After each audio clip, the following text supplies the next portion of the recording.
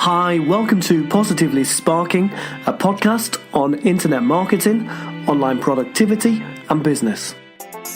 Today I'm with Mike Anderson of Hale Events, and we're going to be talking through the world of trade shows.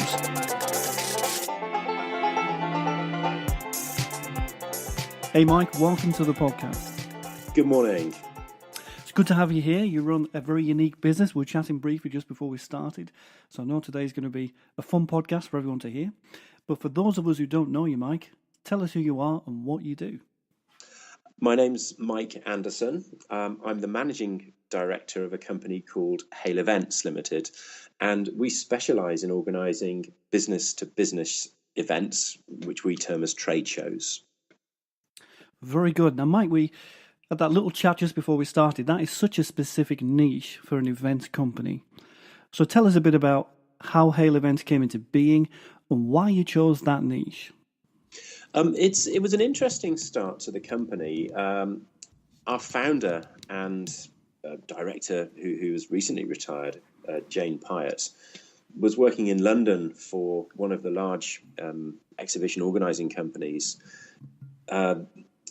She worked herself out of a job, and as a leaving gift, they said, well, why don't you organise this little show down in the southwest of England? So Hale Events came into being in 1991, set up exclusively to organise a gift trade show that was taking place at the time in Torquay, known as the Torquay Gift Fair. And since then, we've developed, we've grown, but the market that we've decided to stay in is trade shows.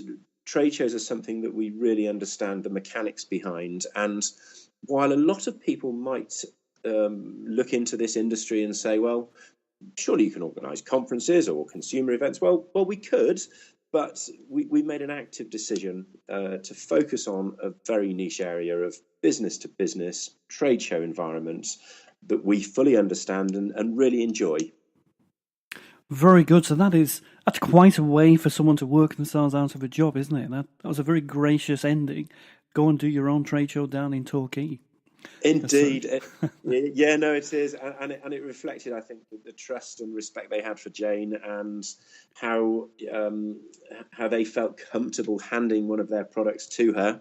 And we're still running it 25 years later, but it's now one of a number of shows that we do, and our focus has shifted, not away from gifts, but shifted to include the growing sectors in the region of food and drink and hospitality, which are just so critical to the Southwest.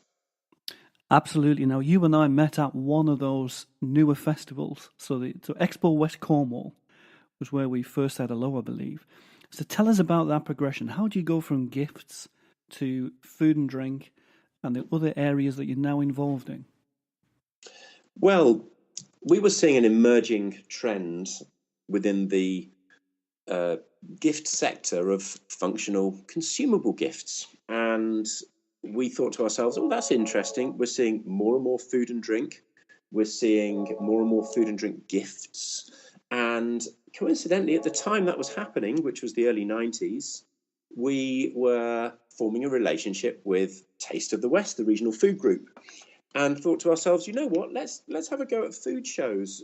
We can see that where a gift shop is closing, a coffee shop or cafe is opening. We can see that it's a market that's sustainable. And we can also see that it's a market that really warrants an event because you want to taste it, smell it, try it. It's a product that really needs that engagement. And it is a lot of fun, as you said there. I remember at Expo West just walking around and trying different pasties and coffees and desserts. Probably mainly Mike was my thing. We each have our own favourites, don't we? Yes. So do you feel that food and drink has changed a lot, hasn't it? I remember being a kid and there wasn't the same awareness about organic produce, local produce. So would you say that movement from gifts to food and drink was something that society pushed? Or did you create the events and push society towards them? No, absolutely something that we're following the trends. As a business, what we like to do is recognise the markets, stay at the forefront, but not at the cutting edge. And therefore, we're reflecting in our trade shows what's actually going on out there. And indeed, we've seen the quality of food and drink in the region, the quality of hospitality in the region increase dramatically in the last 20 years to where it's now really a shining light of excellence. And, people now, I think, holiday in Cornwall as much, if not more, than elsewhere. Really, Cornwall is leading the way, I think, in the region. Definitely so, especially with the pound not having the greatest of years up until recently. I think all that helps, doesn't it? It does two things. It brings more Brits down to Cornwall, and it also brings people from other places to Cornwall, whereas they might not have done that in the past. So, Mike, what can you see happening in the future? This shift has happened from gifts to food and drink. Is there anything sort of tickling under the surfaces that you are tempted by?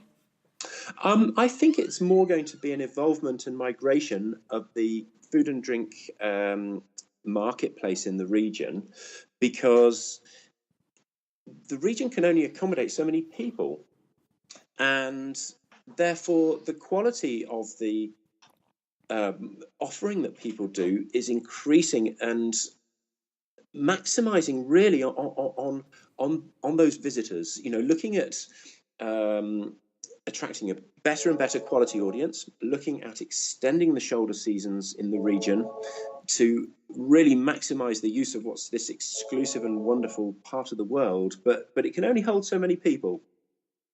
Very true, very true. So you think more kind of specialization and in our region here where I live in Cornwall, I've noticed things like an oyster festival surfacing, which is really specific to one, not only seafood, but one particular famous kind of seafood. Do you think that'll happen more and more? I do. I mean, we're seeing localism really become very, very specific.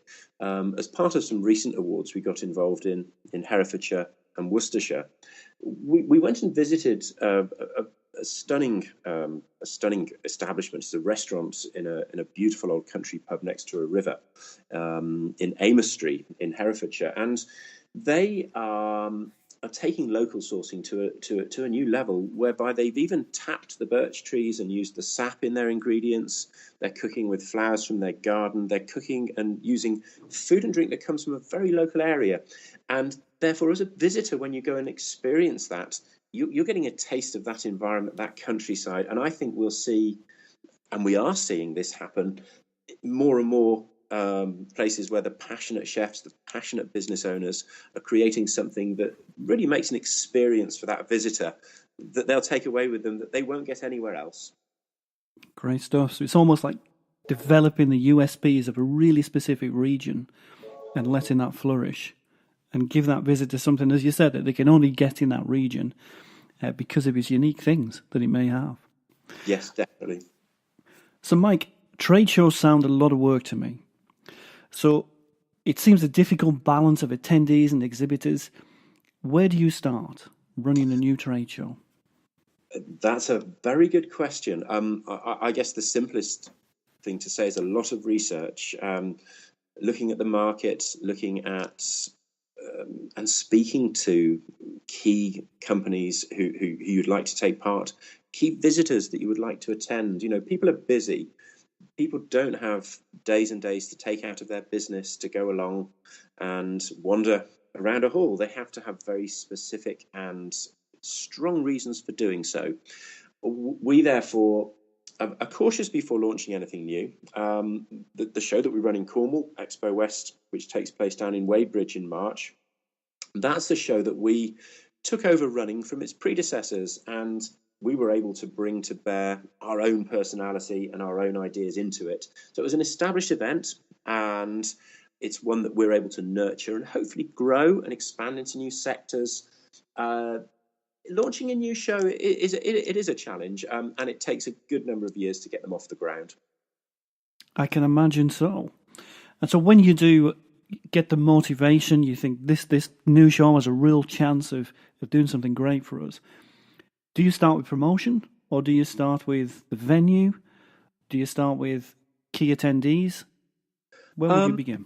Where would we begin? We would begin, I think, a venue is key. You need somewhere that's got good access, good parking, and all the facilities, or or somewhere that you can bring the facilities into. Once you've established that there is a good location with a good catchment of buyers around it, then we're into the detail of market research and establishing from those potential people whether there's an appetite for it. And there's always a degree of risk. You don't always get it right. And I think that's why so many new trade shows don't continue. But like any product, like any service, sometimes you've got to just jump on in and try it. But we try and do that in as informed a way as we possibly can. Great stuff. And when it comes to promotion, where do you begin promoting a trade show? Is it to key markets, perhaps? It is. And the most important person, in my opinion, in any trade show is the visitor. The visitor to a trade show is the person who's going to come along and place orders and make inquiries with the companies. That's where the demand needs to exist. So we're very, very keen on developing links in as many ways as possible with local media, with trade press. We conduct social media activity on Twitter and LinkedIn. We use as many channels as possible, email, direct mail, to get that message out to the people that really need to know about it. And hopefully, by doing so, make the event successful for the companies taking part. No doubt. And so, Mike, you've been involved, or the company itself has been running trade shows for 25 years. So things must have changed so much in that time. I noticed on the Expo West trade show, you were using Eventbrite to help people book tickets, a very new tool. I think that's 5-6 years old now. So how have things changed over the years?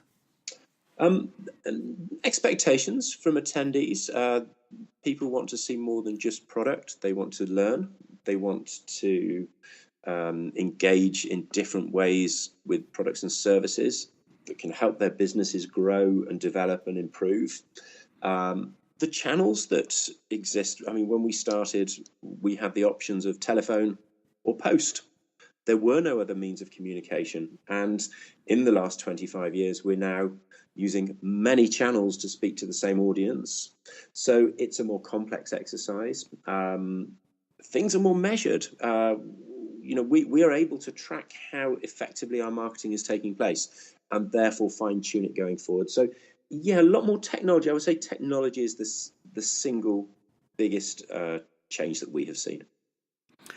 And I guess that moves into the trade show itself, doesn't it? I remember last year there was people tweeting pictures of their stall, or someone might tweet something great they just tried at Expo West. And so it's almost like an interactive trade show where it's not just about the people in the venue itself. It's about people absorbing their information who are outside the trade show itself. There's that extension through technology. Definitely, it enables us to engage with a much bigger audience. We are communicating with thousands of people now. Of course, they can't all get to the show. So we're constantly looking at ways in which we can provide good information through those channels throughout the year about new products, new services.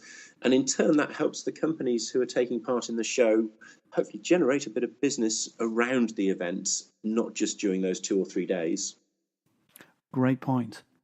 And Mike, when you have done a trade show for 4 or 5 years, are there any common factors you find that run across trade shows that bring people back year after year?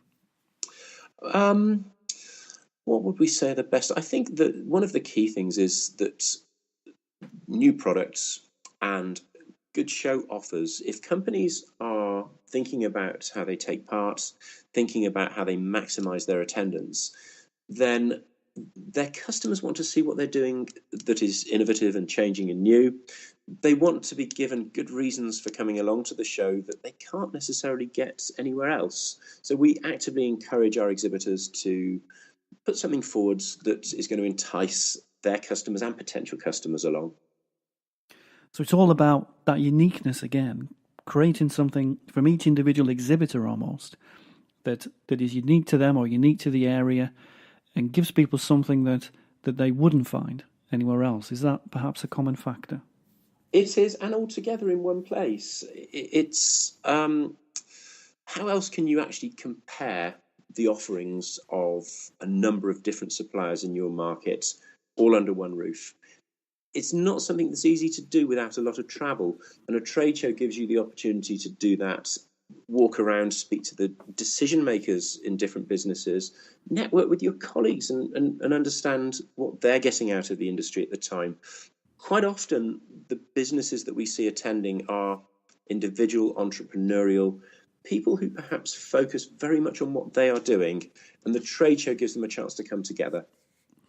Great point. I think that's one of the best things about trade shows, isn't it? We often meet someone who we never knew about, who are either a colleague in the same industry that we can learn a couple of things off and exchange ideas, or someone that might enhance what we do and make what we do better. So would you advise someone, so let's say someone's starting out, 2017, creating their own trade show.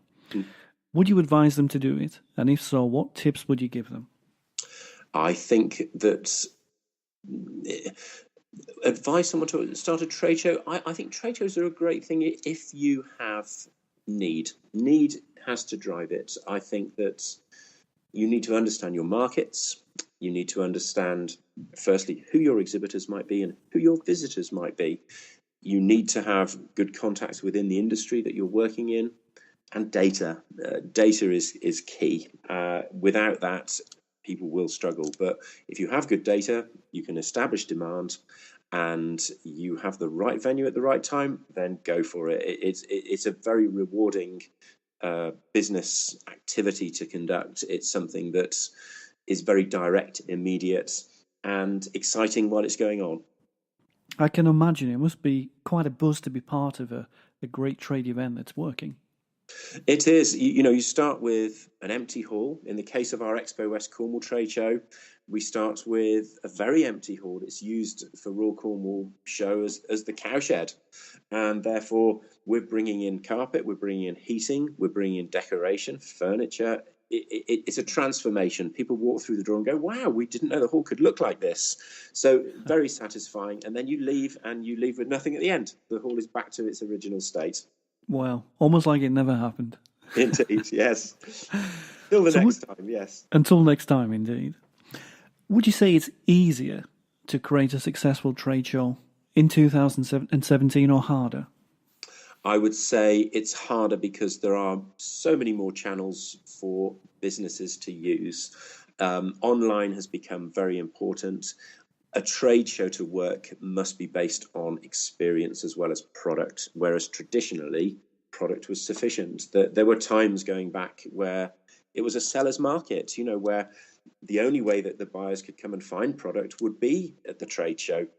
That certainly isn't the case now. With superfast broadband, so much more visibility, the world being such a smaller place, it's easier to find things. So you really have to make sure that there is plenty for your audience to do, and more than just product on show. Great tips. And so speaking of this year and the future, what's next for Hale Events? Hale Events at the moment, we are building relationships with as many different organisations we can in the areas and the markets that we work in. We see collaboration where there's mutual benefit as being a very important tool going forwards. We see food as an increasingly big driver for the visitor economy, with food tourism becoming something that will help bring more visitors for short breaks, domestic visitors and overseas visitors. So for Hale, it's a question of strengthening the shows that we do, building more relationships, and making these shows more valuable for the attendees and the exhibitors. So with all those great things and enhancements happening for you, where can we find you online? Well, we have our own company website of hale-events.com, and our shows also have their individual websites. And in Cornwall, it's expowestcornwall.co.uk, where anyone wishing to have a look at the event can find out all about it, even see a video of last year's show, find out a little bit about what people thought, and of course, if people are in the industry, they are very, very welcome to come along and visit. Great stuff. And Mike, we've learned a lot about trade shows through your expertise today. Any final message you want to give to everyone out there? I would say that people need to stay innovative. A trade show is one way of putting yourself out there and finding out more. It's a competitive world, and businesses need to do everything they possibly can to stay at the forefront. I like that. Be innovative. Good stuff. Mike, it's been great having you here on the podcast. Thank you so much for your time and your tips. Have a great rest of the day. Thank you, Phil. Lovely to speak to you.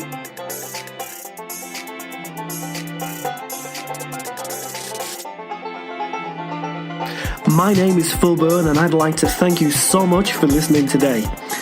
I hope you got something really good to take away from this week's episode for you or your business. And you know what? I'd like to give you something more. In fact, I'd like to give you a whole free web marketing pack full of all my latest and best ideas on how you can take your business forward positively online. Download your pack at positivesparks.co.uk/pack. And most of all, guys, look forward to seeing you again next week.